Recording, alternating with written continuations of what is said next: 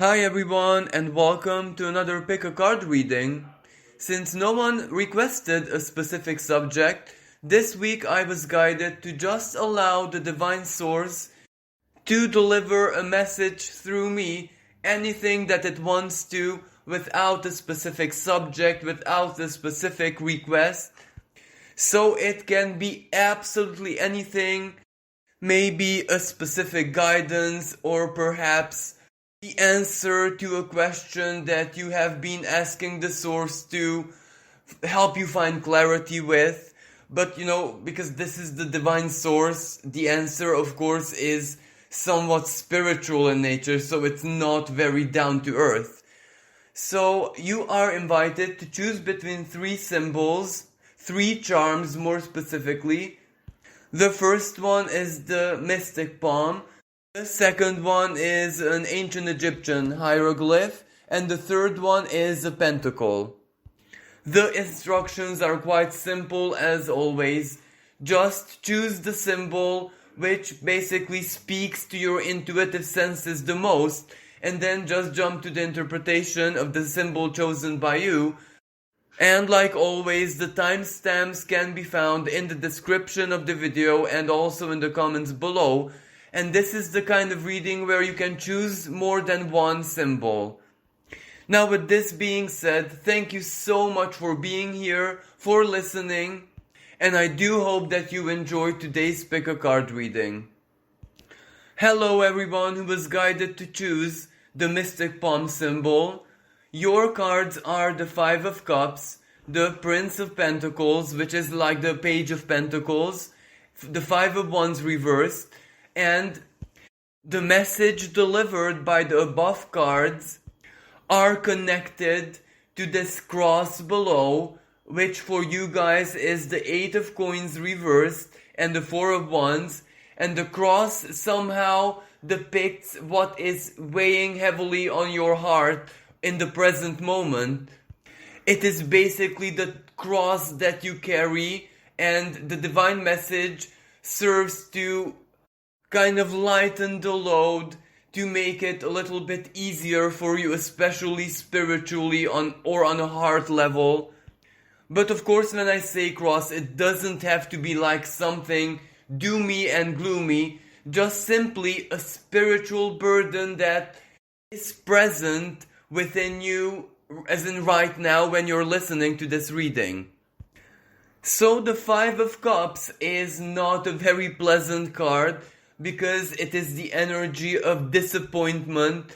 But this isn't just one disappointment. This isn't when, let's say, a situation that you expect to play out in a specific way doesn't happen, and then you feel a little bit bitterness, a little bit of sorrow. This is basically a repeating pattern where either your life path, your journey through life, from childhood until this present moment, had a recurring theme where either you had to miss out on certain big opportunities in life, opportunities which bestow joy, pleasure, feeling so proud of yourself, being on first place, success, triumph, etc. Now, of course, this doesn't mean total failure. This doesn't mean that you were always defeated and basically the universe wanted to mop the floor with you. It just means that you never got to enjoy even those moments when you did have victory, when you did accomplish something big, when you were triumphant. Something always came and basically sent you into this Five of Cups energy, where you see there are two cups full, so that means some kind of fulfillment, that means emotional reward, that does mean that you did achieve something, and by this I mean almost always in any situation. But because the other three cups are spilled, well, you didn't really enjoy your moments of victory. There was always something to shadow it. For example, maybe you had to sacrifice for someone. Maybe you had to work extremely hard for everything that you had.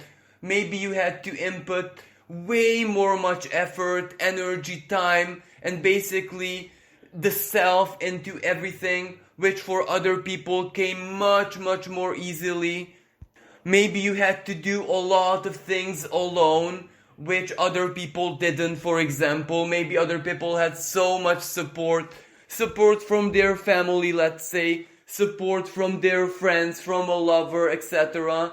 So basically, regardless of how you walk through life, it was always where, even when you were triumphant, and you actually were, but you never could enjoy that moment of glory in its true sense.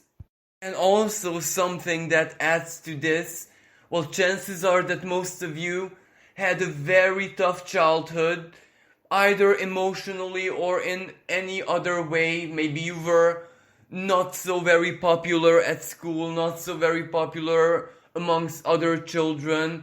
Maybe you were made to feel like the weirdo, like the outsider, or it could source from your family. Maybe they didn't support you enough. Maybe they forced you to do things, live things the way they wanted to, and you never had like a soul level emotional freedom. Or maybe you were forced into adulthood because you kind of had a disharmonious family. So this adds a lot to the energy of the Five of Cups. So even when you were triumphant in life, even when you achieved great victories and successes and accomplishments, no one was there to celebrate it with you, to congratulate you, to be happy with you. So very many times in life, it was like those 3 cups which are spilled were actually kicked off by you, because even the moments of glory, even the moments when you should have felt on top of the world, it felt so empty because the emotion was not really there. The sorrow or the sadness or the loneliness or just feeling that you're not like others always shadowed these very important moments in life for you. But of course, this Five of Cups energy is your past, and it is just an emotional state. It is just a pattern which you basically had to heal in so very many moments and situations in your life, because you kind of knew that you cannot take away your own sense of accomplishment and fulfillment. It is one thing when, life takes it away from you, and in those moments we kind of have to surrender and look in the, deeper meaning of it, what the lesson is, make those moments strengthen us and make us more resilient. But when it is us who just, kick over the cups because we're already so used to made feel that way either by life or by other people or just the inner emptiness, well, that will have to stop. And you realize that, and you have like mountains of inner work behind you not to allow that Five of Cups energy to be a dominant theme in your life, because there is no reason to it. There is no logic. There is no usefulness. Whenever that pattern, that theme played out in your life, you already learned the lessons. You already learned not to, have it your way or the highway. You already learned that even second place, even third place, or even last place has a unique lesson and empowerment in it. And all the moments when you couldn't achieve victory, they actually turned you into a very profound and understanding person, extremely adaptable, and a natural born survivor. So it is actually the past, the Five of Cups past, which made you open up to, let's say, spirituality, psychology, understanding of the self, and the search for the deeper meaning of life.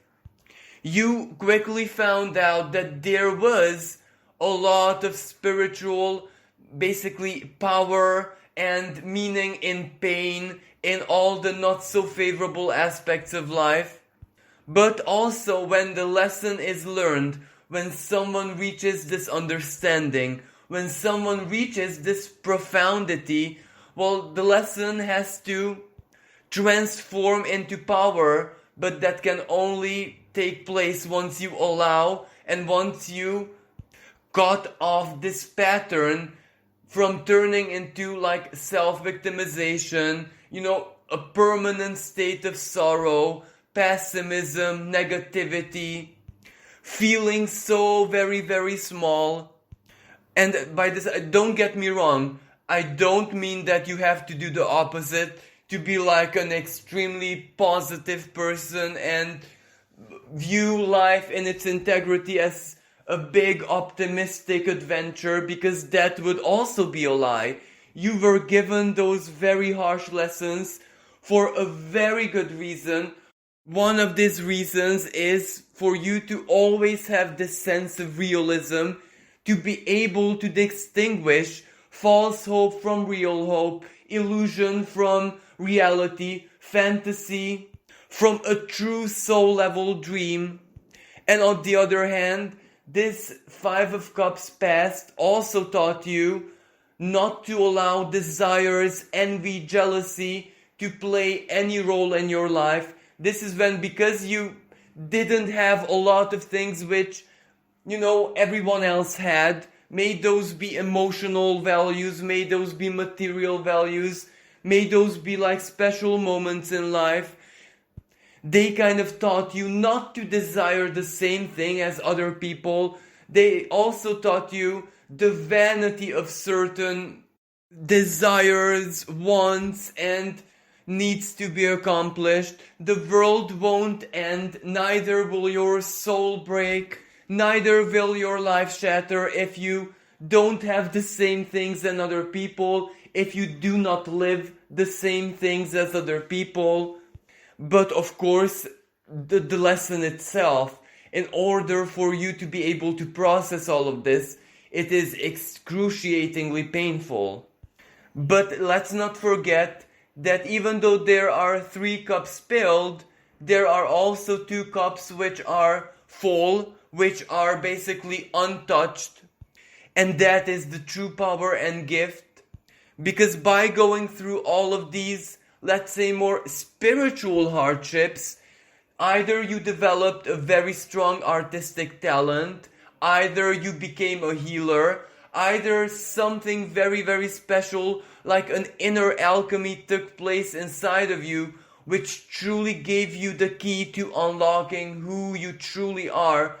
So basically, you found yourself, and you can see yourself in a light which no other person around you or who you ever met in this life was able to accomplish. So basically, not only did you find the true essence of the divine within you, but you also found your right path, which is not so linear, which is not set in stone. It is more like the cups energy, going with the flow. But there are going to be times in life when the flow is, a little bit wild, a little bit turbulent, or when it's very scarce.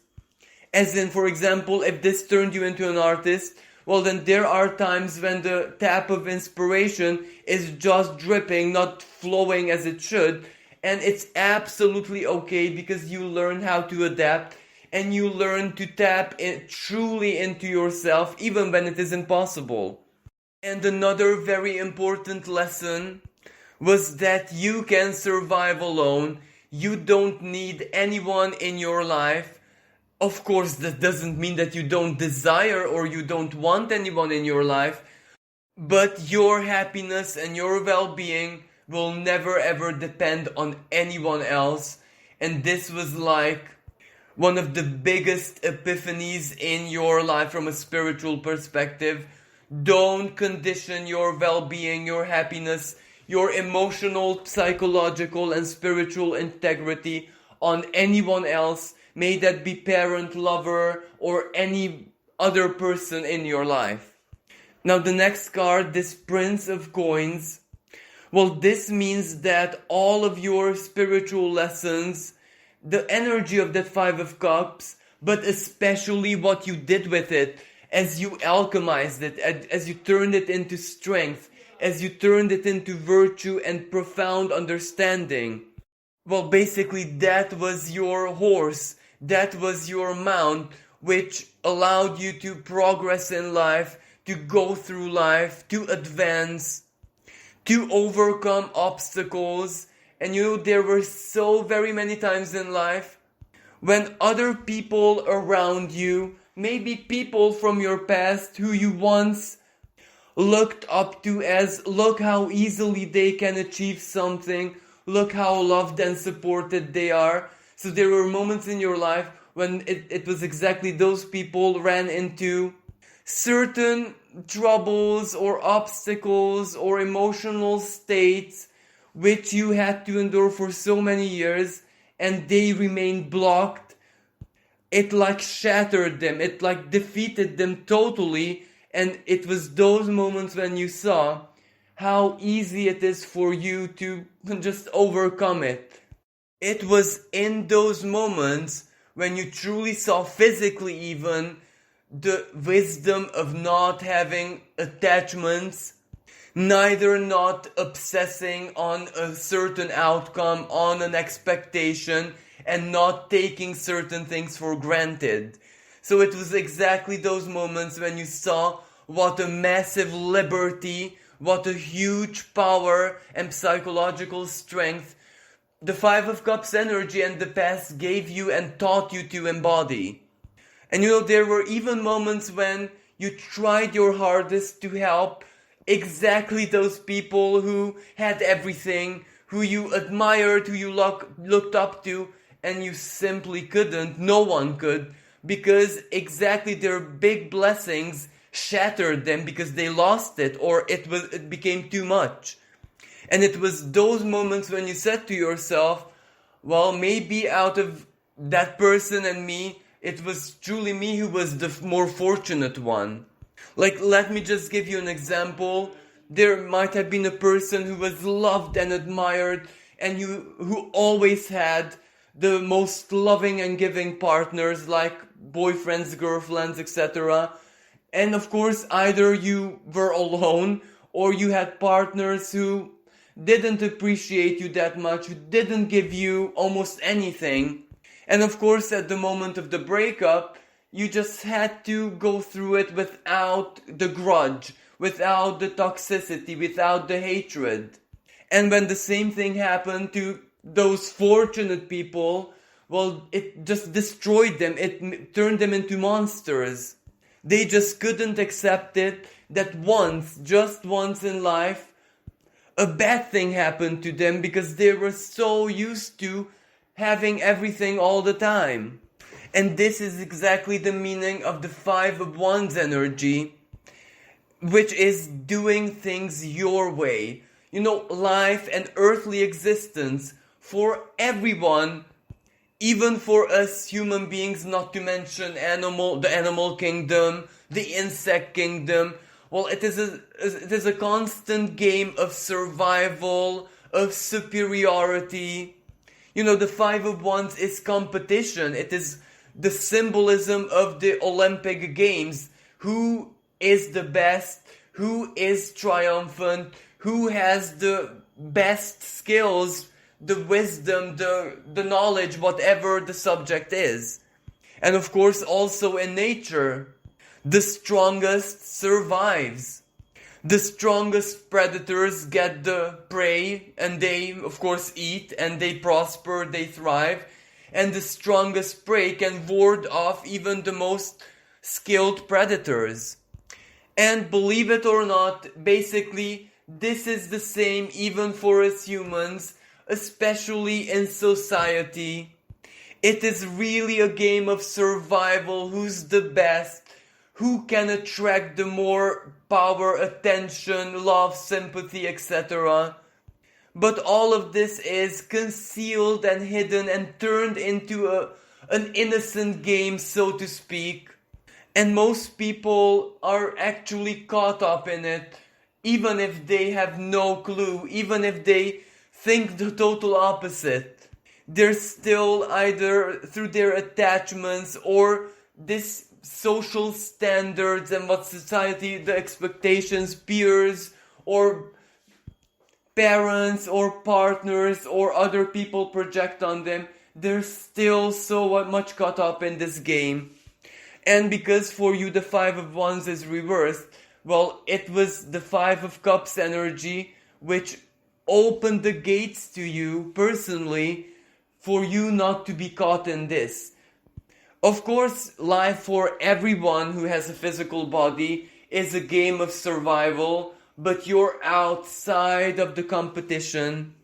You're outside of the battles, of the war zone, of the, symbolically speaking, Olympic Games. You know another way through it. You found other, let's say, path or even methodology, your own unique adaptation to survive without having to defeat anyone or be defeated by anyone. And if we use the comparison of the animal kingdom, well, even in nature there are certain creatures which have like very, very few predators because they adapted in such a manner. Like, let's say, the stag beetle has such a powerful exoskeleton and armor that no predator is really interested in it. But that doesn't mean that it's, for example, not in danger, because there are always predators which are invisible, for example, internal parasites. And for you personally, that internal parasite is the negative expression of this Five of Cups energy, because the pattern of disappointment is not something you can ever erase, but you have to make sure that it won't feed on you, prey on you from the inside, that it won't suck away your life force, that it won't turn you into your greatest enemy. For example, just look at the symbolism of the Five of Cups. 2 cups are full, 2 cups are untouched, but the character in the image turned its back on them and it ignores them. So don't ignore the cups which are full. Don't enter into a state of self-victimization or feeling extremely sorry for yourself, or basically feeding pessimism, because by doing that, you immediately disconnect from the divine, from your own spirituality, and from your own triumphant life. You have to remember that you are mounted on the horse of that Prince of Pentacles. That horse is not the swiftest in the world, but is infinitely resilient and loyal. So as long as you remain loyal to yourself, loyal to your soul, nothing really can stop you. And basically, it is exactly those people who don't rush and gallop and jump through life who can savor it the most.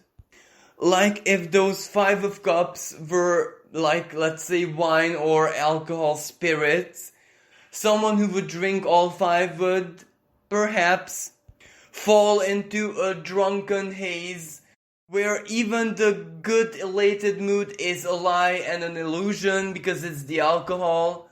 And for some people it brings out their most ugliest and most aggressive self. But since 3 are spilled, someone who would drink only 2 would simply just be in a good mood without that actually possessing them and becoming them. So isn't that true optimism, when positivity and seeing realism with a spiritual maturity and understanding that basically anything is possible as long as we find the right balance to do it slowly but determined and in a very resilient way. Perhaps that is the road to true victory and triumph. And what's specific about the Prince of Pentacles is that it rides towards stability, groundedness, and its own, let's say, persona its own symbolism, is like always a new opportunity, a new inspiration, spark of hope, a positive example for other people. So basically, you are a blessing to everyone around you, and especially people who you meet by fate, by chance, who cross paths with you, exactly because of your lightheartedness, and because you don't have attachments, neither do you allow other people to attach to you, just lightheartedly ride with you. And now let's get to the cross. So this is the present energy, where this 8 of coins is reversed, and this represents your future plans, future ambitions, especially materially, especially career related, mastery related. Those of you who are still very young, it can mean study, degree, university. For others, wanting to study or learn something or practice something, or maybe you already initiated something, like a project, like turning something that you're really good at, skilled at, into a source of income, livelihood, but you want to make it steadier, you want to make it permanent, you want to make it like very, very reliable. And because it's reversed, well, either things which don't depend on you, like the global situation right now, like the up and down financial situation of the world, and even your own psychological state, which just cannot be very constant and stable under such times. Even if you would try your very hardest, well, everything that the world experiences, well, it emanates energy, frequency, and you pick it up because, like it or not, you're part of it. So of course it will bring you down sometimes. Of course it will block you, cause stagnations, cause an extreme fatigue, or certain physical illnesses. So basically, advancing with your future plans is like a big up and down, up and down. One day you have all this motivation, you see the light. The other day you might very be unsure of what will happen and how you're gonna basically keep up your work and whatever this is in the future. And maybe someone else relies on you as well. Not in a bad way, but friends or family or partner, children. So there is also that part. Even if it's non-material in nature, this spirit of duty. Like, for example, if you just have parents, they want to know that you're okay and you're stable. And that is already like feeling a certain kind of responsibility for whatever that 8 of coins reverse represents for you, career, job, projects, or simply your physical well-being in the future sense.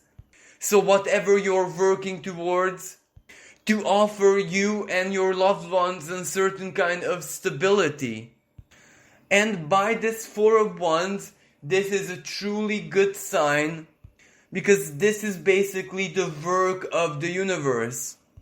Because you're not caught up neither spiritually or psychologically in any competition and struggle of dominance, etc., the universe will find very easy ways to enter your life and bring you fulfillment, bring you completion, exactly the symbolism of the 4 of Wands. So it will definitely stay on your side and help you.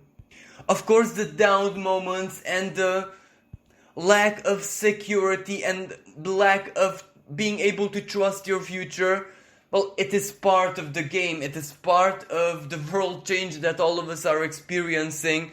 So the universe doesn't expect you to, be extremely confident at all, because this is part of the big karmic theme for everyone. How to be okay and how to land on the feet when the world around us is upside down. But at the same time, even if that 8 of coins for you is reversed, Like sometimes there's blockages, sometimes there are unexpected turns of events, sometimes we have to readjust our plans quickly, instantly. That's still okay because completion is almost promised by divine forces. It may not turn out the way you think or you expect it, but this is exactly why it's so easy for you, because you're used to this. You're used to trusting.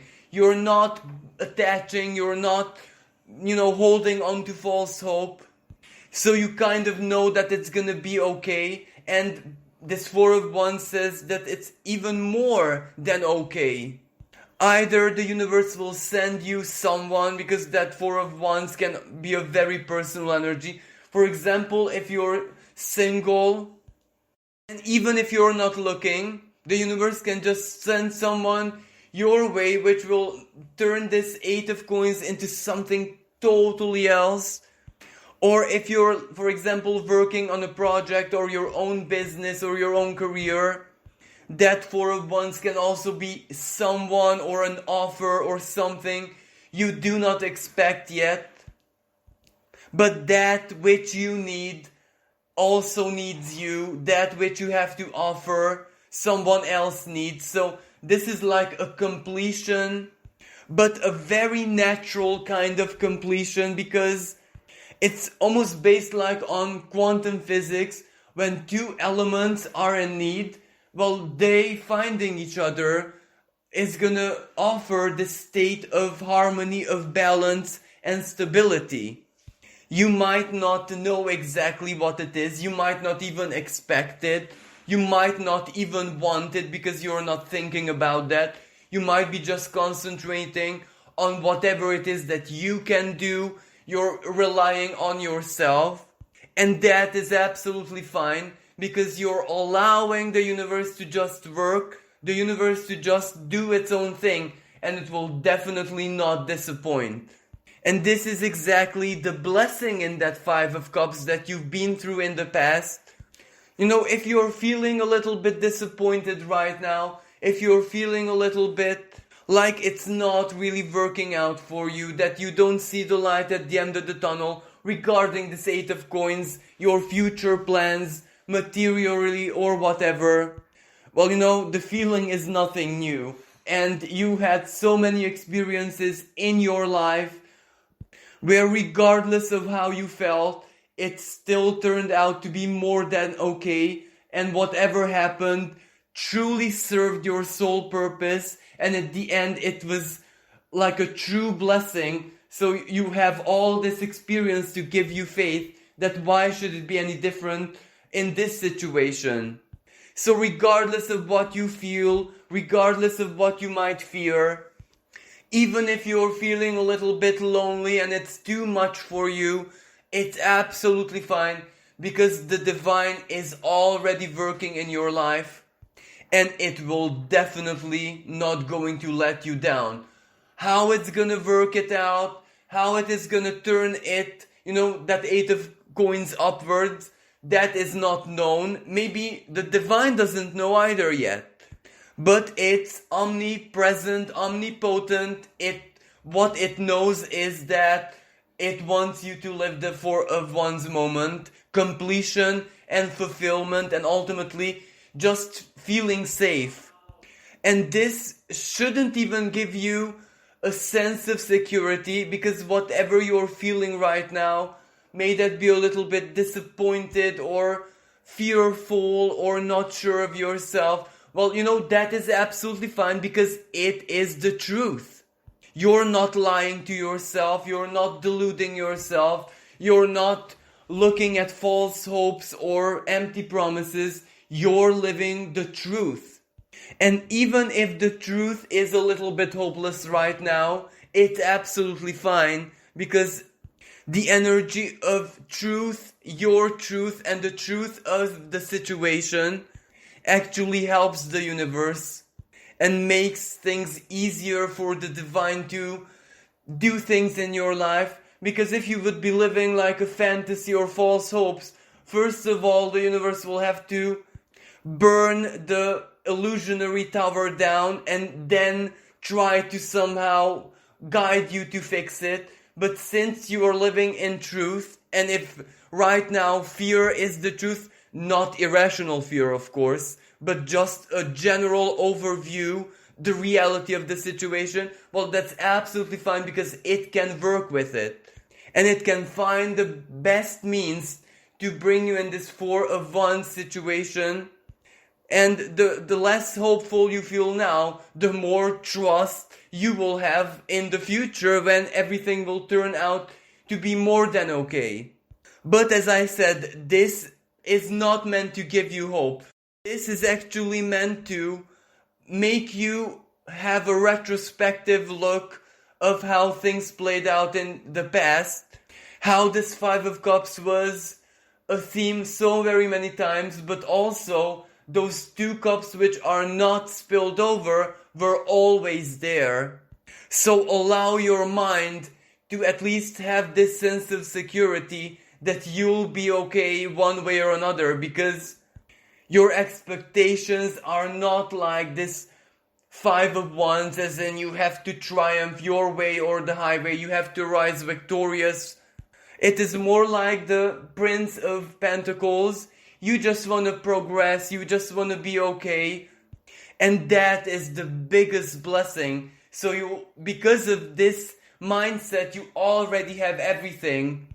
So as soon as, either due to external situation or perhaps your own ingenuity, when that 8 of Pentacles turns around, you'll be more than okay. And you might actually even be surprised and delighted by how the divine is gonna work in your life. But this is also a recurring theme. You were surprised and delighted a lot of times. The only difference is that back then, especially when you were younger, you could not appreciate the pain that you went through all that much. But now when you're mature and spiritually more aligned with who it is that you are, well, you already know this. You have this experience, so you can appreciate it much, much more than ever. Well, this was the Divine's message for you. Thank you so much for listening. Hello everyone who chose the hieroglyphs. The cards above represent the divine message for you, and the cards below the cross symbolize what is on your heart, what is on your mind in this present moment, perhaps a burden that you're trying to overcome. So the cards above and the cross below are connected because the divine message comes through to try and relieve the burden a little bit.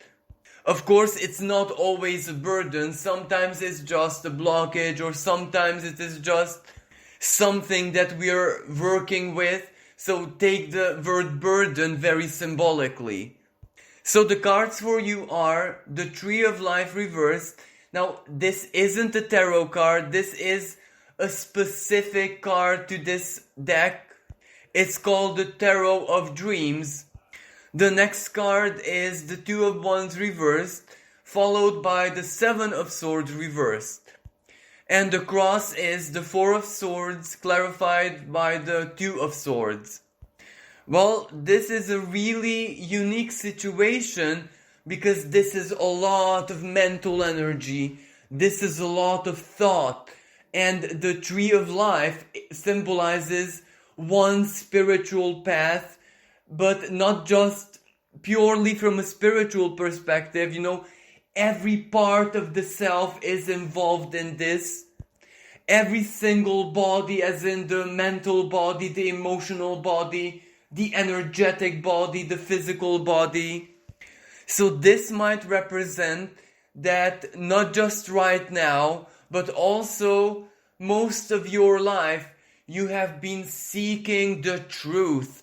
You have been seeking the higher meaning of life, of existence. You were seeking and also paving your own unique path to finding the divine. And naturally, from an even larger perspective, well, as a soul, this is definitely not your first rodeo. So by itself, this Tree of Life represents that You are an ancient soul, you are someone with a lot of experience, and you brought a lot of knowledge into this world, into this life, into this lifetime. The moment you were born, something of what you have been studying, researching, experiencing, and of course manifesting in many other lifetimes is simply written in you, in your genes, and also in your soul matrix. And the tree of life is reversed in this reading, so that means that you come from above, where the tree of life in normal position would represent that you are working your way towards enlightenment, ascension, so from the earth sphere to the highest divine planes, but for you it's reversed. You come from there for very specific reasons, missions, and you are also an ambassador of that which is above. But before you can actually step into your role as a true and valid, symbolically speaking, ambassador, first you will have to decipher, as best as you can of course, what is written within you. Now this tree of life is followed by the two of wands reversed, and the two of wands is Aries energy, it is fiery energy, and it's also duality. On one hand, of course, generally speaking, you had to see the darkness in order to appreciate light. You had to be in the darkness of ignorance in order to search for the light, in order to search for who it is that you truly are, and more importantly, want what it is that you truly want, and ultimately to choose one path and not to stay in duality. But duality, ups and downs, but I do believe that in this case it's more about your philosophies and studies, as in one wand can represent the empirical way of knowledge, science, that which appeals to the mind, that which makes sense, that which has a logic, that which basically explains everything, and the explanation is like a tree of life, so it is stable and it goes from A to B, C, etc. And the other one represents a much more, let's say, non-linear, philosophical, soul level knowledge, where sometimes what you know, what you experience, what you perceive is alien to the mind, but so familiar to the soul. Another meaning of this duality, well, it represents the ancient, for example, ancient religion, ancient philosophies, ancient cultures and their worldview, their interpretation of life, the universe, mysteries, magic, knowledge. And the other one is futuristic, not just the modern, but also that which exceeds it. For example, sci-fi, but not in the sense that it's fiction, but it is just a theory which we cannot prove yet because we're not there yet as a species, as a collective. But that doesn't mean that the theory is flawed or it's not grounded in truth. For example, Einstein, when he came up with the theory of relativity, well, it was almost impossible to prove outside the world of mathematics at that time. And today, well, we have so much confirmation, either because we reproduced it in laboratory or because we were able to measure it through, cosmology. And this duality, between the two types of knowledge, it is not something that you must choose one path or the other. It is more like the two hemispheres of the brain. You have to be able to look through both perspectives in order to be able to decipher that which is written inside of you, and that is exactly why it's reversed. You cannot find the truth, whatever the truth means to your soul, whatever the truth means to your ancient deep core, neither in an empirical way, neither in a purely philosophical or faith-based way. But both of these are valid like lenses, microscopes or telescopes, or both at the same time, which you use to be able to interpret that which is inside of you, but that doesn't mean you belong to either.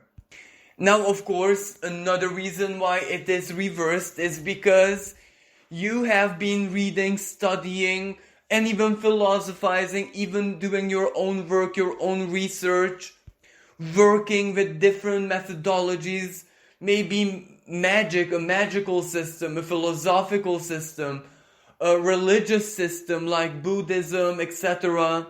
So basically you tried out so many things, you experienced and experimented with more perspectives, and ironically, none of them matched who it is that you truly are. None of them resonated in a satisfactory way. Now, without a doubt, you saw the truth in almost everything. Everywhere you looked, you saw truth. You saw seeds of truth. You saw a lot of things which you already thought about previously, which you already discovered through your own way of thinking. So of course those resonated, but the big picture, nothing resonated. And maybe this is what you're doing in the present moment. You're a little bit, like feeling like in a stagnation. Maybe you were feeling a little bit wishy-washy, that you have all this knowledge, you have all this self-knowledge, you have all this philosophical power, you have all this intelligence and even work behind you, yet you cannot identify with anything. And the Seven of Swords. Not only does nothing match, does nothing make satisfactory sense, and when I say satisfactory, that also implies that everything makes sense at the same time, but it just doesn't hit the spot. It's like, for example, when you crave something and you find a food or a taste or whatever that matches and it's good and it fulfills you in a way, but it just doesn't hit the spot. Something is not quite what you crave. Maybe the temperature, maybe the sweetness or savoriness or whatever, something is just a tiny bit off. But that's also a little bit frustrating because you're so close, yet you're so far. You know yourself so profoundly and so well, and yet you're still an alien to yourself. Again, the theme of duality. You might have chosen your path inside of you. You might know what you desire, what you're aligned to. You might have an outlook, let's say, a really authentic, healthy worldview.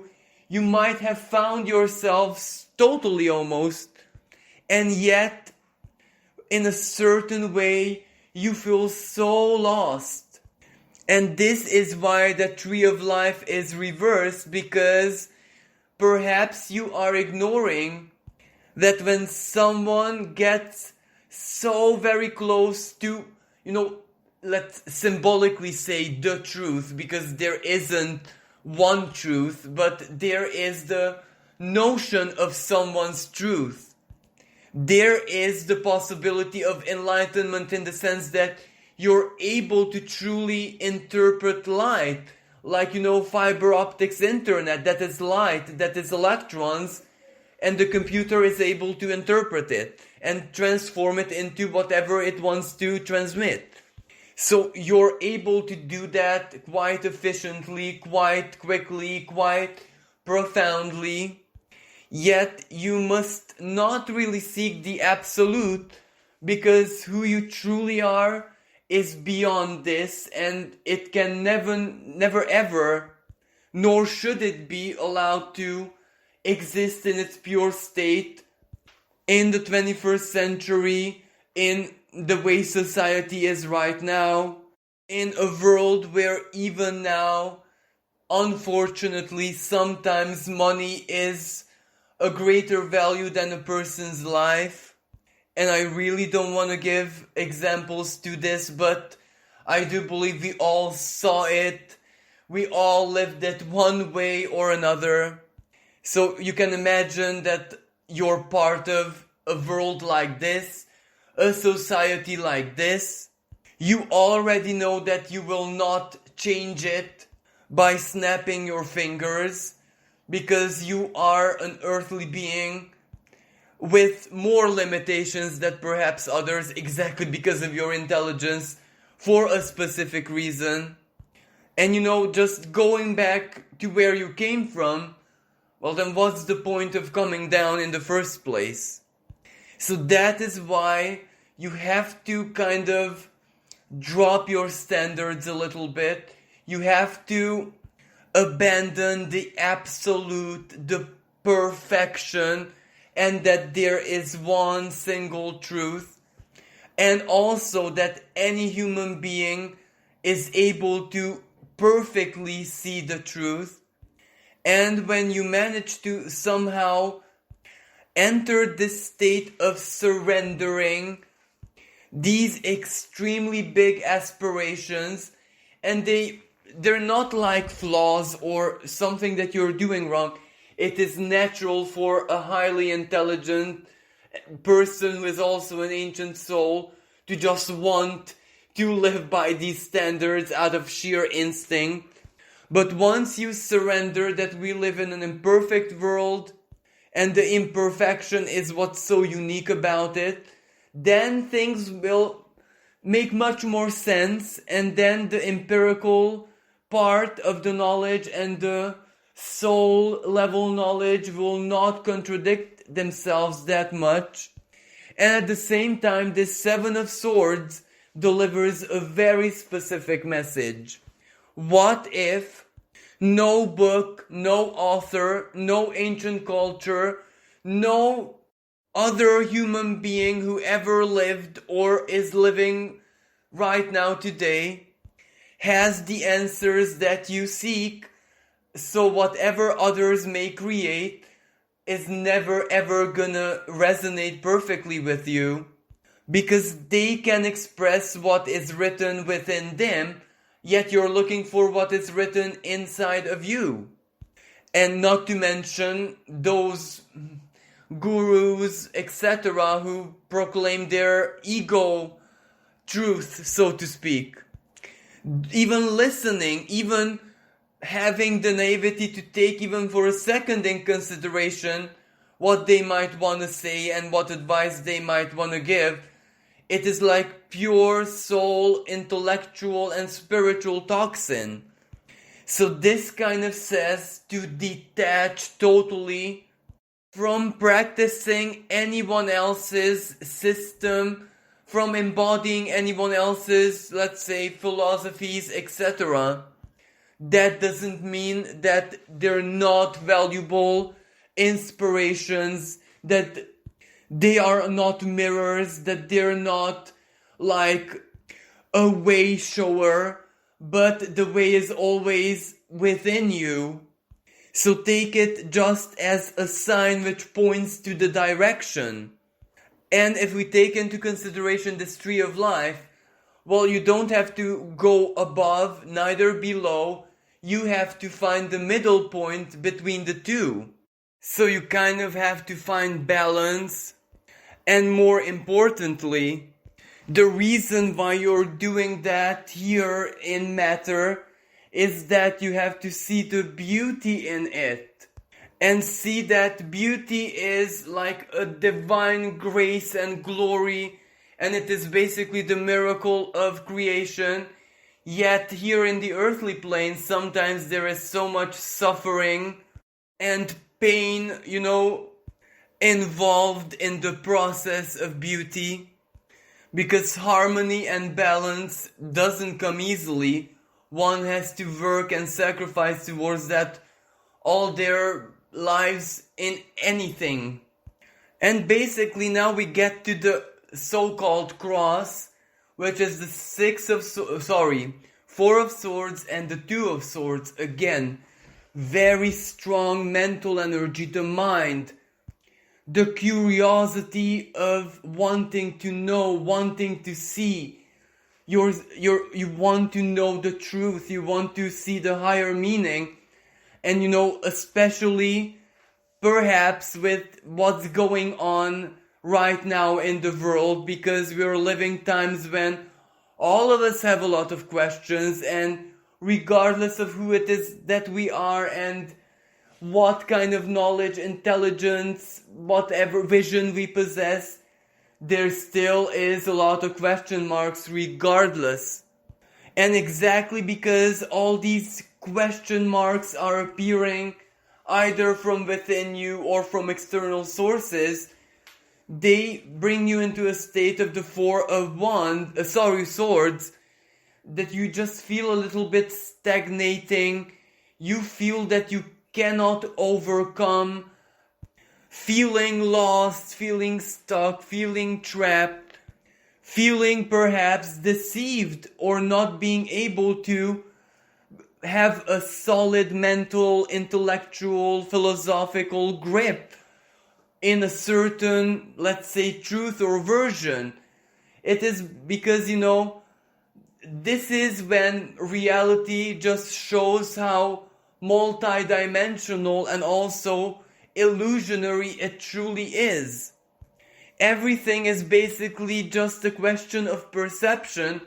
If something remains in the darkness, literally speaking, forever, well then no one will ever see it or be able to identify it, which means it will never give it a symbol, a purpose. It will never acknowledge its existence. But when you shed light onto it, let's say a star sends photons, light onto it, and it becomes visible through the prism of light, then we can interpret it, we can perceive it, and we can give meaning and even weave a different kind of existence into whatever that is. And the same goes with reality. What you project your light onto, well, it is you ultimately who give it meaning. It is you who give it truth.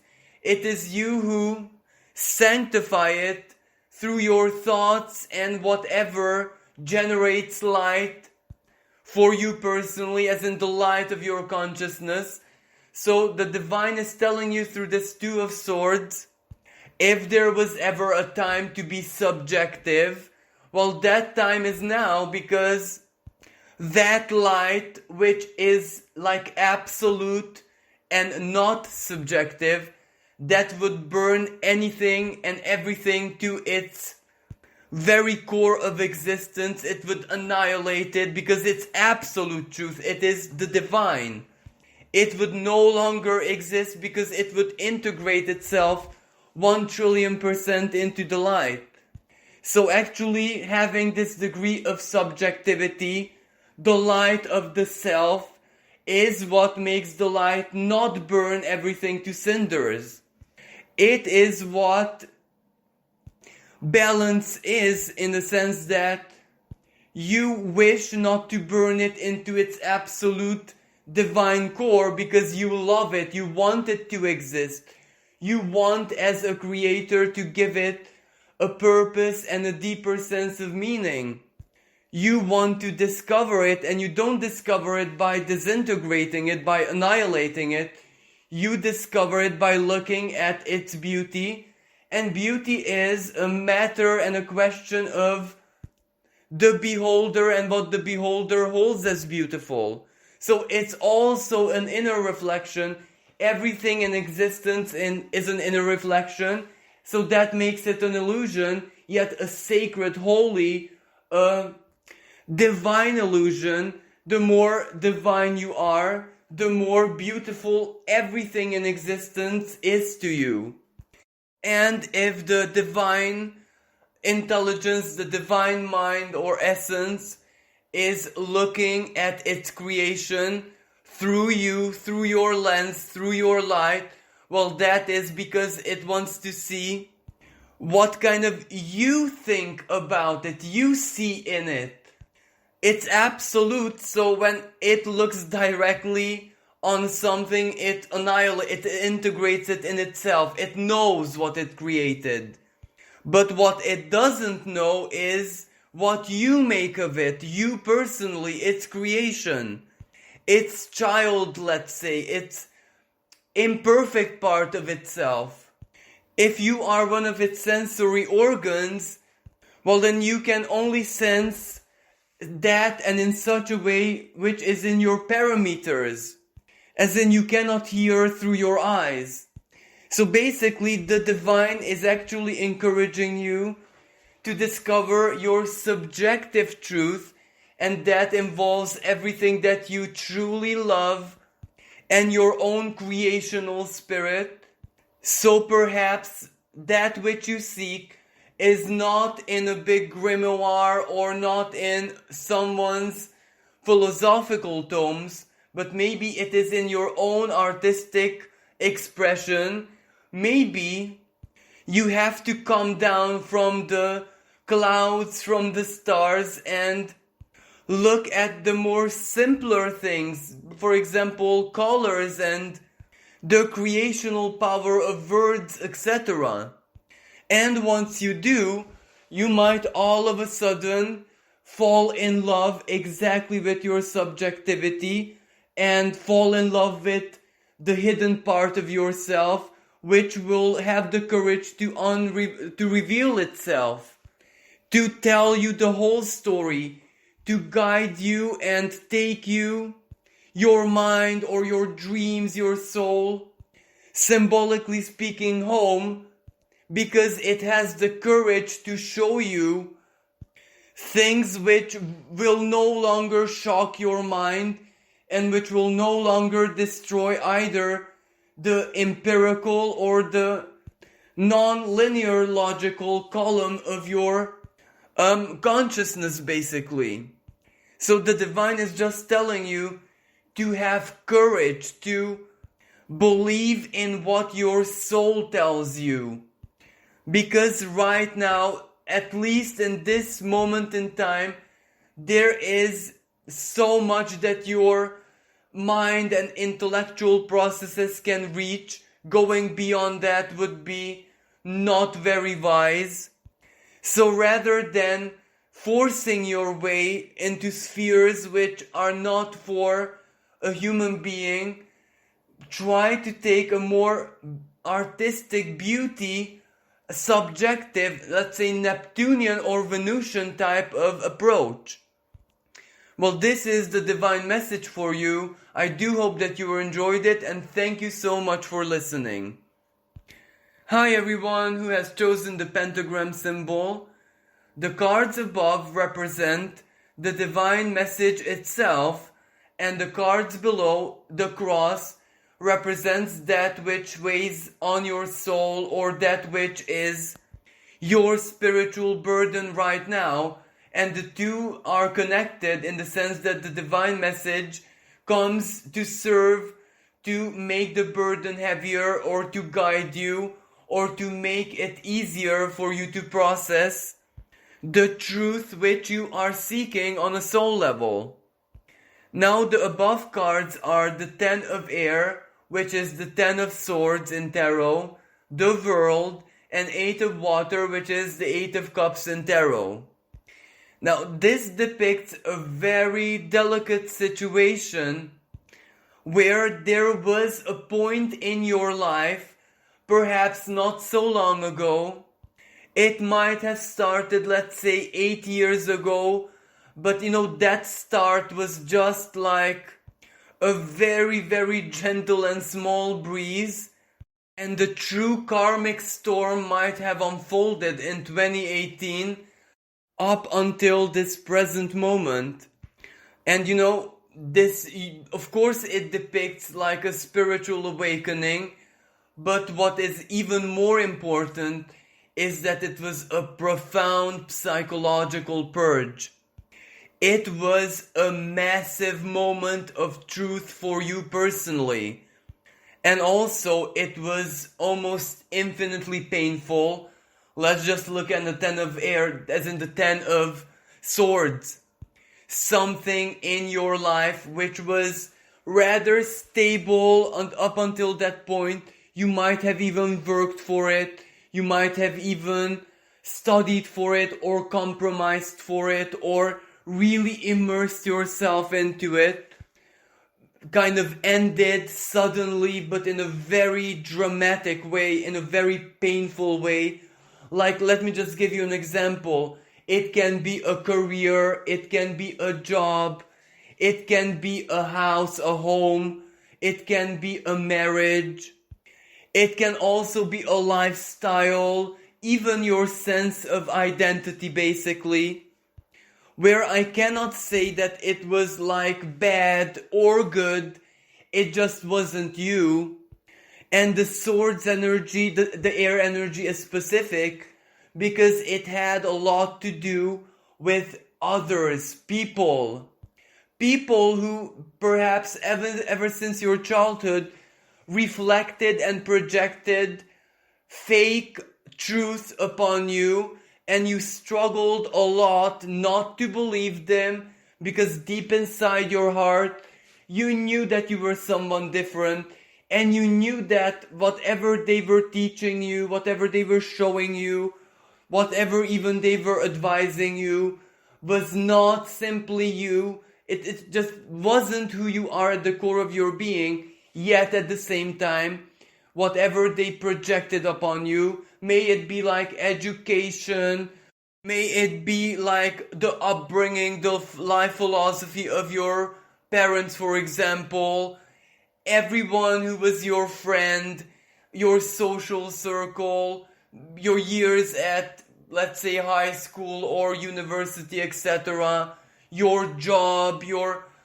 however you earned your livelihood. It can also very well be your life partner.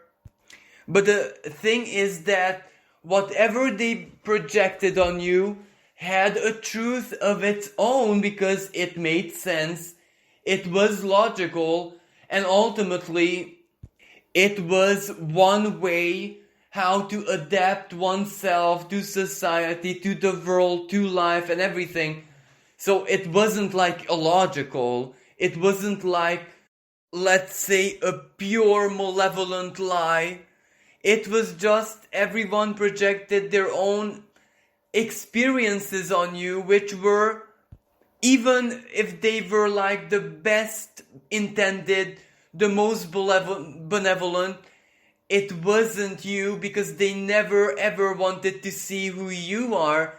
They just wanted to give you the methodology, the pattern. This is what you have to do by. And you kind of try to please both your own uniqueness, because you're extremely unique, and also the world. And you even succeeded finding a middle path. That is why there was some kind of stability in your life. You did achieve something, but it just wasn't who you are. And it took a lot of years, perhaps 10 years of living like that. And I'm not saying that it was totally bad, it was totally fake, or there was something wrong with it. It was just not your soul. That's what I'm actually trying to say here. And when you kind of realized in that moment that you are not that person living your life, you're someone totally else, and that life just isn't for you, even if this is just like a faint thought, even if this was just like a whisper of your inner voice, it was enough to bring in a massive awakening. And when that happened, everything shattered and exploded. That is when you saw how much toxicity you have in your life.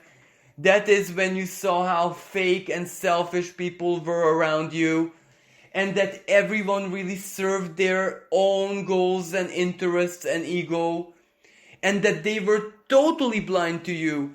good intention and benevolence is one thing, because we're human beings after all. You were not that kind of person to allow like the verse of the verse to live with you, even though you also had episodes like that.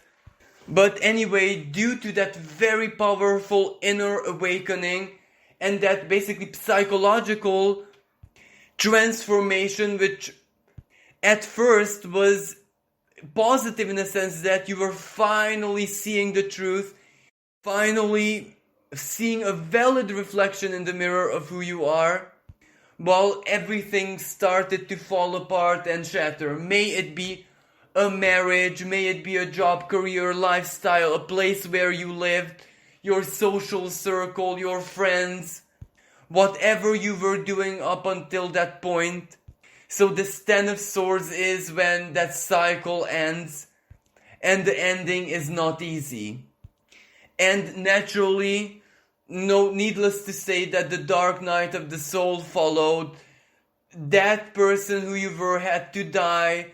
It had to be digested. It had to be consumed. So this also involves a lot of losses. May that be financial losses. May that be the loss of your well-being, your health. Like maybe those emotions attacked your body physically and you were very ill. May that be a painful divorce. May that be, a moment of extreme isolation and solitude. And it was, of course, painful, very, very painful.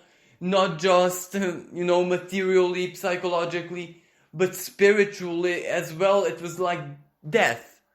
But at the same time, it was almost like something staying with you all along.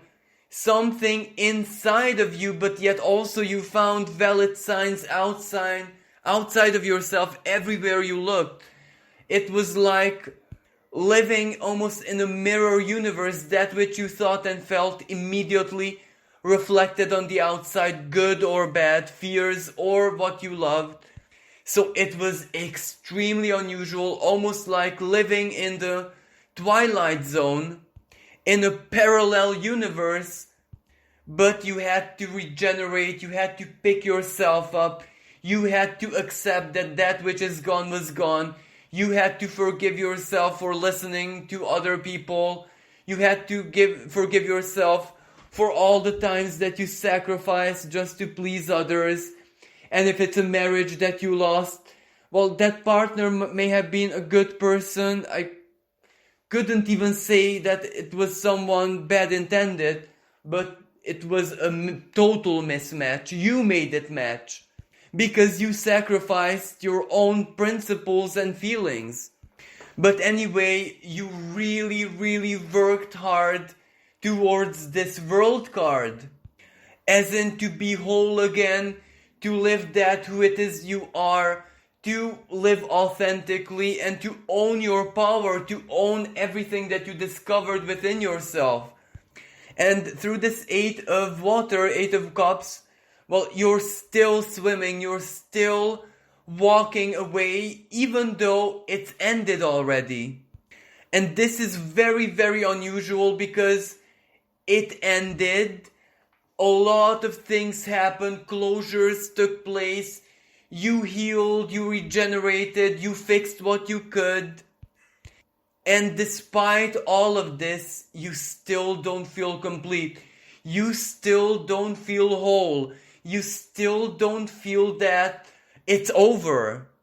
And this is where it's almost like your mind stops in place. This is what you simply cannot process as a human being. How is it possible that there was so much closure, that you've done everything that you could, and you still don't feel that you're out of it totally? You still don't see the new life. You're not living in the past. You're not living the life that you had. You're not even living the dark night of the soul anymore. Yet you're neither in the future. Basically as if you're lost in time, or you're living in a timeless place where time just doesn't move anywhere. You're just swimming and swimming, and yes, you're discovering, yes, so many good things are happening to you. And basically, the Eight of Water can be also a creative card, artistic expression, or you're really doing something with your life, you're doing something with your talents, you're doing something with and for that person who you truly are. So this is mountains of progress, this is miraculous recovery, this is like, wow, whatever happened to you is truly a miracle, but some part of you doesn't feel that it's ended really. And this is like extremely frustrating. This is like you don't even know what's wrong anymore. Is it you? Is it just the way you perceive things? Is it just an impression?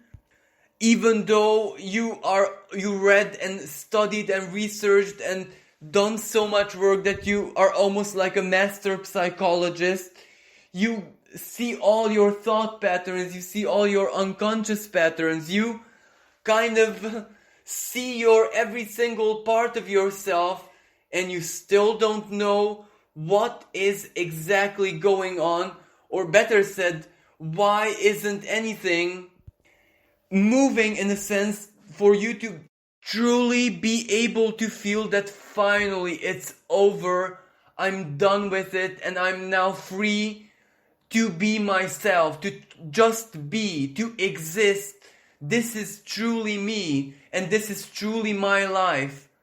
And the more you search for answers, the more you contemplate, the more you philosophize, the more you study yourself, you just always come to the conclusion that you have done enough, that you have done all the wise steps, all the necessary actions, all the right choices.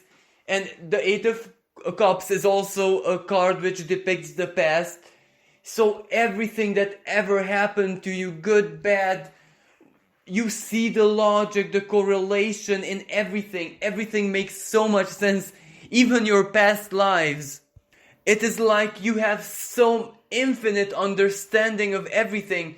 You're aligned, you just see and know and understand and accept and forgive and love. So that's why you don't know what's going on, because it's not really you, and you kind of know that. It's not you doing this, or basically it's not you blocking something, it's not you creating the standstill. And you question then what is exactly going on with your life. And I also see that, the Ten of Swords, well, you lost so many things. You surrendered everything, you accepted, you forgave everything. And the World card reversed. Yes, you got a lot of things back. Yes, so many fated events happened to help you out, to set you on your journey. Everything was like a puzzle piece, guiding you, leading you, sometimes in the most miraculous ways, giving you what you need exactly when you were the most vulnerable.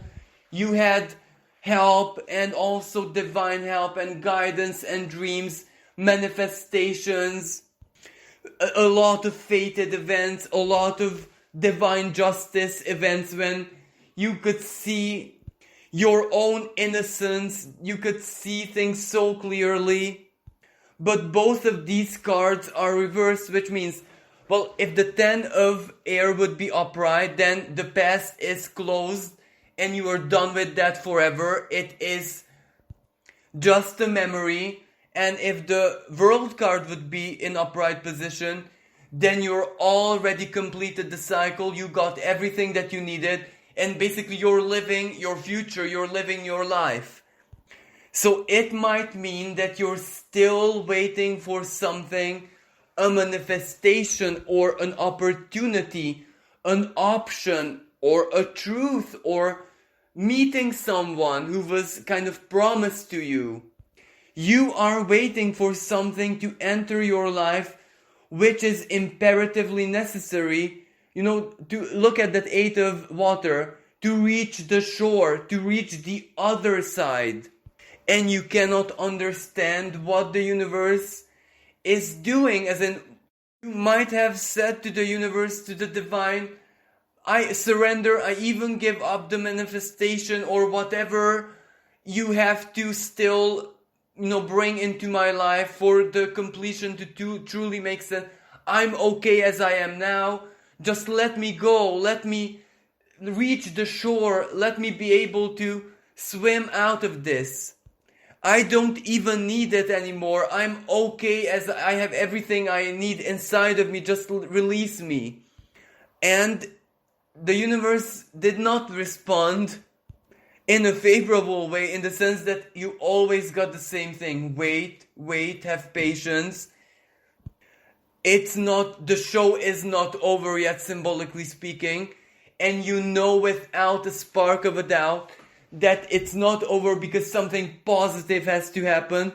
Something big, something good. Like something to truly give a even greater meaning to everything, a much greater meaning that you have now. And trust me, you understand everything, so the meaning is really, really there, and you cannot imagine what would be greater than you already have in the present moment. So this is the paradox, and because of this, look at the cross. 9 of air, 9 of swords, depression, but like the heavy depression. 9 of water, as in 9 of cups, like an exalted feeling, like the feeling of pure bliss, the feeling of like you're one with spirit, ultimate happiness, unconditioned by anyone. And these two states almost like live inside of you simultaneously, and they shift. Sometimes they can even shift in the same day. And ironically, it doesn't drive you insane. You can somehow withstand this without thinking that you're schizophrenic or that you need urgent help. But you still want an answer. And because you want an answer, that's why the 9 of swords exists. That is the cause of the depression. It's not that you don't trust. It's nothing negative. It's not bad thought pattern. It's not anything that you're doing mentally. But it's just this, I don't want anything anymore. I'm okay, just let me go. It is this kind of frustration. Like, how should I explain? The caterpillar forms the cocoon and everything, and the butterfly is formed within it. And it gets out, but it has, let's say, a footstock, and it just cannot release itself, so it's infinitely frustrated. It's out, and it has wings, and it can see the sky. It sees the reason, it sees the flowers, but it just cannot fly off. And it kind of has to decide, well, is it gonna truly sacrifice that limb and just fly away, and it's absolutely fine, it has 5 more limbs? Or would a little bit of patience actually somehow help him free himself? It is like this kind of situation, and simply the message of the universe is the following. Well, only you know the pain you felt. Only you know its amplitude. Only you know how deep the dagger went in your heart. Like, only you can tell how much pain you endured. And that pain didn't depend on anyone, not the divine, not on your, let's say, human persona. It was your soul. It was that very serious. It was that very thirsty. It was that very hurt that it couldn't embrace its inner child. It was that very hurt that it was misunderstood and that it was never ever seen all throughout your human life. So basically, because you endured that, because you did that big work. The universe, the divine itself, has to truly mastermind something big enough to give you the opposite of that. The joy, the pleasure, how should I say, the divine embrace, the bliss. It doesn't matter what you want, what you ask. You might tell the universe, I don't want it, I just want to be free. And the universe is telling you, well, it's not possible because you already worked for it. So like it or not, I have to give it to you, but in the measure that you sacrifice for it. As in, if pain is, let's say, a coin or a payment method, well, then you gave the universe a lot of money or a lot of currency, and the universe is not a thief, so it must give you back what you paid for. So it has to build it up, mastermind it, it just has to create it and co-create it, of course. And that basically takes not just time, but divine timing as well, because another person is involved in this, someone who you do not know yet, and because it has to respect free will, it cannot force anyone to do anything. It just cannot force anyone to be at a specific place at a specific time. So it just has to play with, let's say, quantum mechanics. It has to play with the threads of fate until the event or whatever this is what still needs to, enter your life, until it reaches the right frequency to deliver you that which you already worked for, which you already symbolically said paid. There is nothing else it can do but, inspire you and be with you and send you dreams or guidance or visions to be patient, because it is working. And it will definitely not react to, well, you don't want it anymore, because it would be like a thief, and that is out of the question. And as I said, because it's something which has to do with alignment, and it has to respect free will, it cannot give you like a date. But what it can do is, when the alignment is very close to what it should be, it will make you see number 9 as a synchronicity or something to do with 9. But you must also not have any expectations, because it means that when the alignment is very, very close of what it should be, which kind of can happen more than once, and there is no guarantee that that will be the moment when it kind of enters manifestation, but it can tell you that it's not unreasonable. Like, after all, it's omnipotent, so if things would become unreasonable, if the waiting would become torturous to you, of course it will find a way, but it really, really asks you to trust it, because the more you trust, not necessarily the divine itself, but this 8 of water, your journey, that which your soul knows without a doubt. It's your soul, it just knows.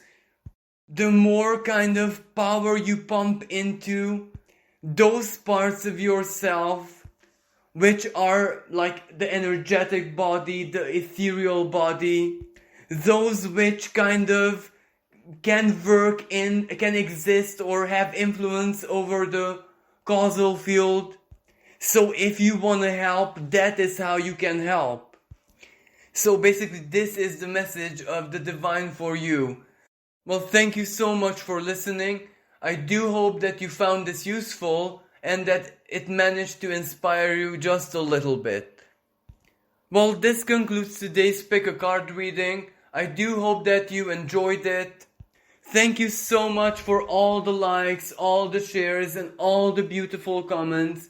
If you'd like to support my work, you can find the link to my PayPal in the description below. And also don't forget, if you have any specific suggestion of a theme or a specific subject for a future pick a card reading, feel free to express yourself in the comments below. I wish everyone a blessed and very magical weekend. Until next time, bye for now.